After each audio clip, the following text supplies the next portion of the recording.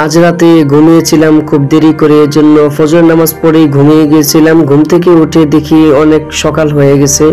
তো এদিকে তাকায় দেখি তো আরে অনেক সকাল হয়ে গেছে, এখন কি করব, কিছু তো খাইতে হবে।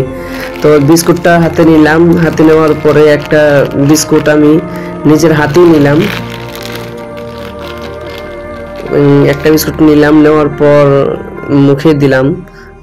একটু ভালো লাগতেছে না, কোনো মিষ্টি লাগে না, কোনো কিছু না।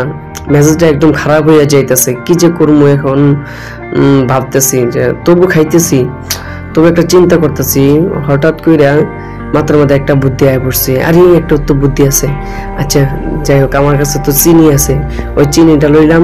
চিনিটা লইয়া দেখি না মোটামুটি চিনি আছে অনেকটাই। তো একটা বাটি নিলাম, বাটির মধ্যে একটু করে পানি নিলাম। এই যে একটু পানি নিলাম,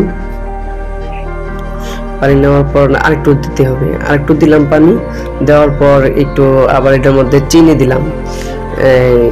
চিনি দিয়ে চামচ দিয়ে এইভাবে নাড়া দিতেছি। তো লড়তে লড়তে লড়তে লড়তে অনেকক্ষণ এই ব্যালেন্ডার করছি।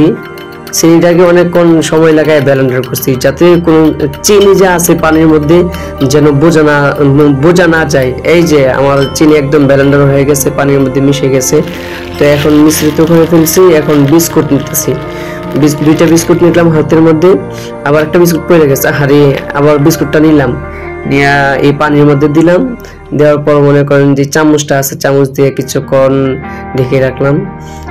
এখন বিস্কুটটা আবার উল্টাইতে হবে, এইভাবে রাখলে হবে না, এখনই উল্টিয়ে দিব। এই যে এখনই উল্টিয়ে দিতেছি, যেন পানিটা দুনো পাশ দিয়ে ভিতরে ঢুকে।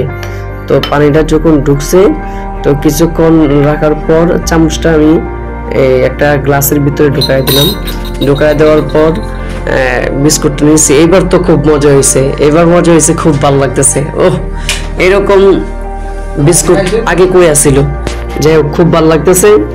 এরকম ভাবে আপনারা খাইতে চাইলে মনে করেন যে একটা পদ্ধতি দেখাই দিছি, আপনাদের খুব ভালো লাগবে। এভাবে আপনারা খাইতে পারেন। আজকে ভিডিও ছিল এটাই। আসসালামু আলাইকুম রহমতুল্লাহ।